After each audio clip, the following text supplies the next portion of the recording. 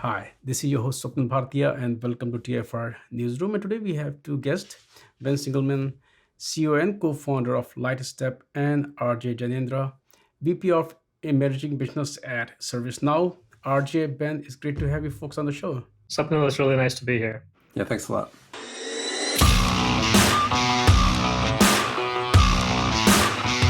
Today we are going to talk about, Lightstep's incident response announcement. But before we go there, Ben, I'm kind of curious.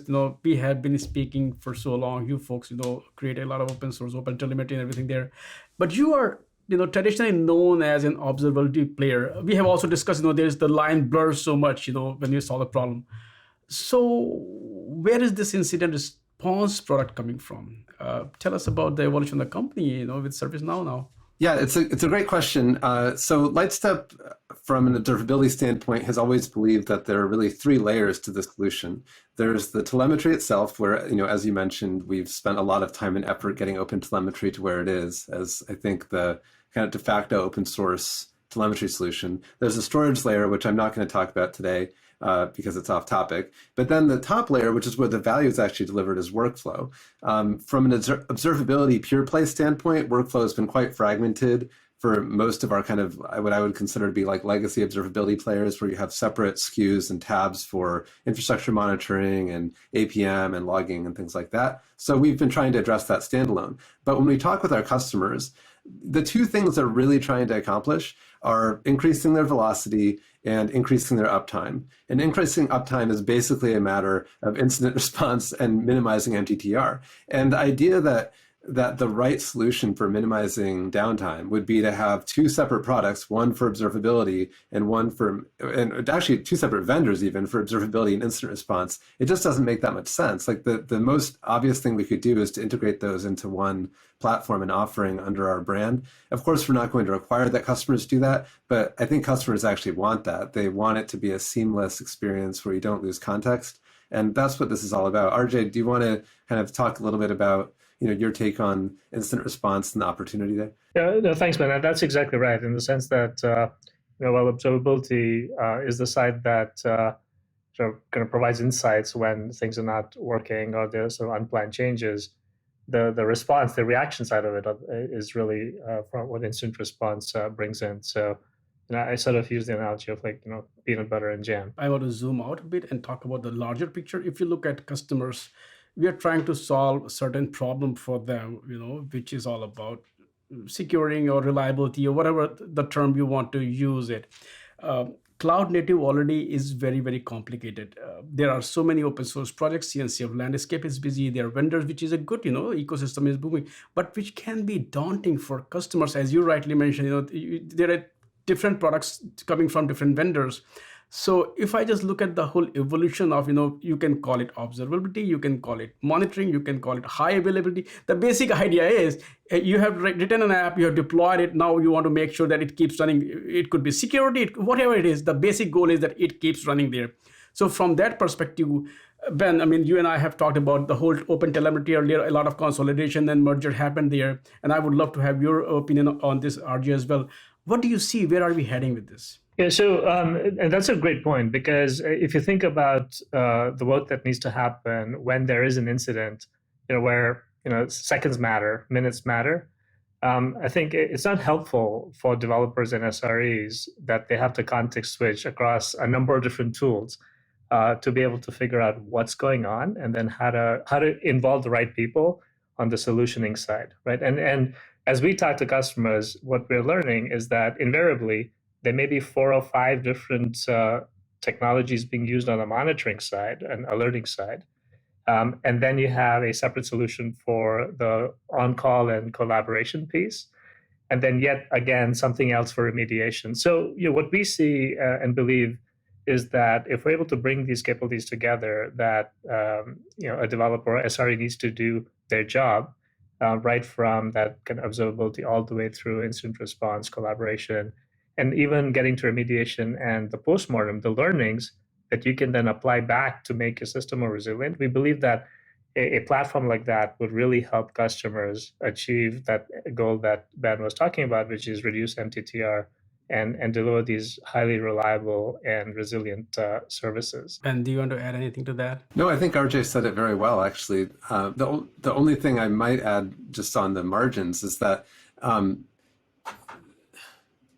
what we see with a lot of the customers we talk with, especially within really large enterprise environments where you have cloud native applications, which is the area where Lightstep specializes, they're running on top of, like, you'll have some cloud native Kubernetes application, customer facing technology, that sort of thing. But then ultimately it's running on top of a lot of other technology that's probably been around for a long time and isn't going anywhere, that's managed by an IT operations team. And another interesting thing about this, I mean, Lightstep, as you know, was acquired into ServiceNow last year. Our product roadmap has just been accelerated, but part of the beauty of this product is that it's something that works well in the cloud native environment, but it bridges like totally natively into the kind of IT operations brainstem, which is really powerful. I think we hear a lot of organizations struggling to unify a modern approach to SRE that genuinely works in a cloud native environment with tooling that's designed for SREs who want to use cloud native tooling, and then also kind of phones home to the central nervous system of a business. And that's a really important aspect of incident response as well, because there are a lot of business processes that depend on everything related to the risks associated with incident response needs to plug into the business in general. And I think what we've done here is pretty unique in that regard as well. What does it look like? It's a service, it's a platform, it's a product. What is this offering called, and how does it work? Lightstep Incident Response is the product, and it's available on lightstep.com. And so from that perspective, what we've done with Lightstep is we've elevated the brand, where previously it was focused on observability. Now we have two product lines. One is around observability. The second is on incident response. And on the incident response side, the new thing that we're doing at ServiceNow is really making the solution something that's self-service. So if you're an SRE, you're a developer, and you're struggling with sort of incident management, or if you're a team lead, you can pretty much come to the website, sign up right away, and get access to the product. And the functionality is really being able to very quickly and seamlessly set it up where you can start ingesting alerts from observability products. So not only Lightstep Observability, but if you're using other tools like Datadog, et cetera, we can bring all those alerts in. Set up your team, set up your on-call team, set up response rules on how to process these alerts as they flow in, and really provide sort of that end-to-end experience. So it's all in that Lightstep Incident Response product that's available. The unique thing that we're doing, so we spent a lot of time and effort really understanding the workflows for SREs and developers. So the user experience has gotten a lot of attention in terms of making it very seamless for them to come in and do what they need to do. We integrate with Slack and Zoom, some of the collaboration tools that invariably come into play in managing these kind of incidents. And the other thing that we've done is, as we talk to customers, we see them struggling with this idea of how to take concepts of service ownership, which previously may have been, it's those ops guys out there and that, who are responsible for uptime, and really change the culture of the team where every developer is involved in sort of this service ownership.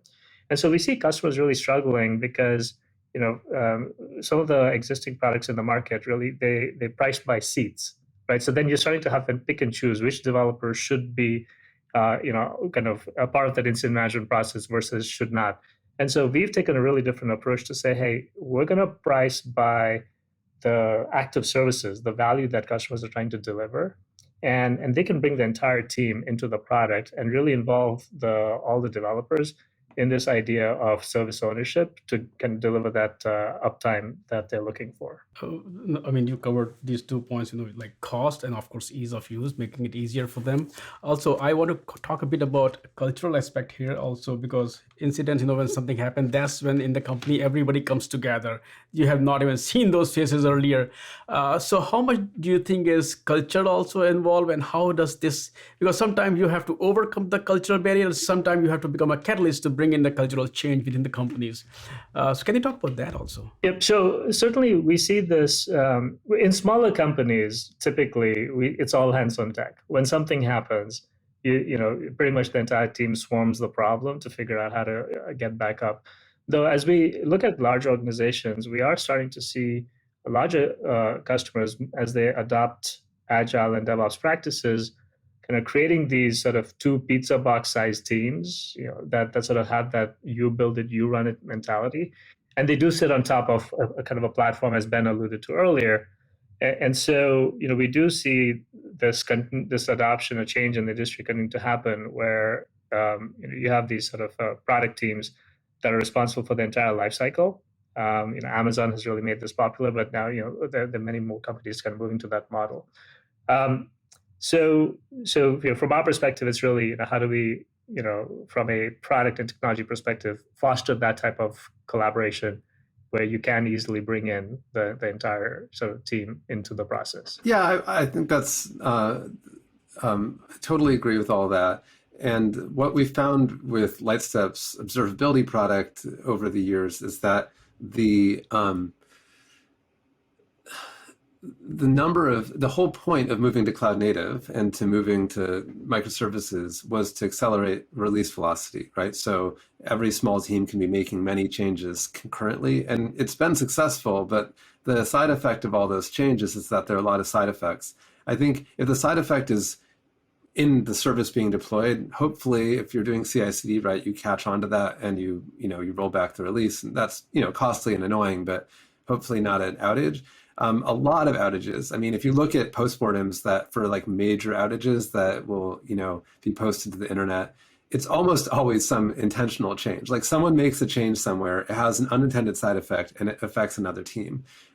Mapping from team to team is a very difficult problem in observability, and something that Lightstep has really specialized since day one with our focus on, getting really moving tracing forward in the industry in general. That's the point of it, is to help diagnose issues that cross service boundaries and cross team boundaries. And that really gets back to what RJ was saying about having about how regressive a seat model actually is for incident response. Like the incident management side of observability really needs to be like an all hands on deck thing in terms of who's in the tooling and who can help, because oftentimes a developer will push a change into the code base that maybe an SRE that's running parallel to them will push out into production, and that will break something somewhere else in the stack. All those people should be involved in the incident process. And that's what I like about the approach that we've taken. I think we're thinking about the system as a whole, both the software and the human and operational side of this, with the release that we're announcing here and with the direction that we're taking. There are so many benefits of bringing observability and incident response together. You folks also touched upon some, but if I want you to kind of summarize, because I always kind of care about how does this change the life of a developer ops depending on who the target is. And that's exactly right. So that what we do is eliminate that context switch, because we're bringing the information from observability, and as Ben alluded to, the information about what are all the different services that might be impacted by a single code change. So all of that information and context becomes available in one place for the developer to then quickly pinpoint the issue and then resolve it. Now, Ben, once again, it could be either RG or Ben, or I would love to have insights from both of you. Is that, we have been covering Lightstep from very early time, but if I look at, the company itself, especially with this announcement, what is the long-term game, goal, or vision for Lightstep? Do you see yourself, of course, you cannot call yourself a pure play observability platform anymore. Are you moving to SRE field? Of course, ServiceNow is also there. So you have, which is actually a good thing, as you said, investment is getting into there and, the product portfolio is growing. But when we look at Lightstep, what kind of company are we looking at today? Yeah, it's a great question. I probably won't get into talking about specific product announcements and things like that, but directionally, I think that, what we see, I mentioned this actually in the beginning of this conversation, that when we talk about the workflow level of what our end users are struggling with right now, there's a ton of fragmentation. The incident response piece is probably the most glaring and obvious piece of that, but there are many other aspects where workflows that go in and out of the observability use cases that we started with are quite fragmented. And I think our goal is to try and, obviously talking with customers, but to take on the the workflows we feel we can do something, it's not just unifying a bill, right? It's actually unifying workflows and reducing context switching. That's what we're really trying to accomplish. And since you mentioned the ServiceNow piece, I will also say that ServiceNow has, there's some adjacent messaging with ServiceNow, but it's a totally non-competitive thing with ServiceNow, which is, frankly, if it wasn't the case, I wouldn't have done the acquisition. And there's a lot of multiplicative benefits. With ServiceNow being so strong across many different employee-facing workflows, what we can do with Lightstep is to see inside these customer-facing applications and pull out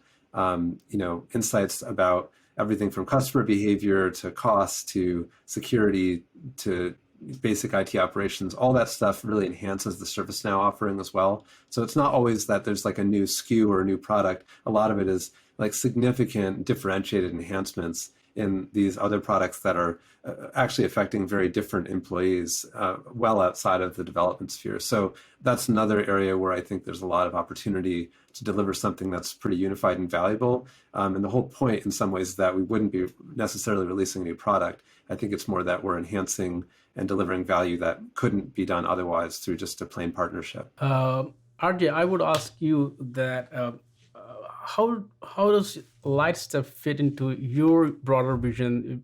How does that come and further complements whatever you have to offer? Because as we were talking about earlier, in the end, it all matters how we are serving our customers and users. And that's exactly right. And so from that perspective, a lot of what Ben said, just to add to that, so we do see the benefit of extending observability into the enterprise into not just the kind of IT operations, but the other use cases that are out there.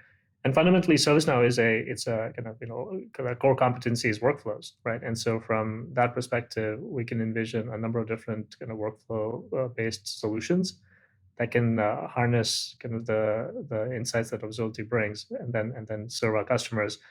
I'm very interested in sort of the SRE domain and how we can continue to make the kind of the life of the SRE better. These are folks who work under a lot of pressure, a lot of stress. There's a lot of chaos and fatigue, and so anything we can do to service and improve their state is a win. Ben, RJ, thank you so much for taking time out today, and of course talk about this announcement. But we went deeper and tried to understand how observability, incident response, how we are trying to help developers and make their life easier. So thanks for those insights as well. And I would love to have you both on the show again. Thank you.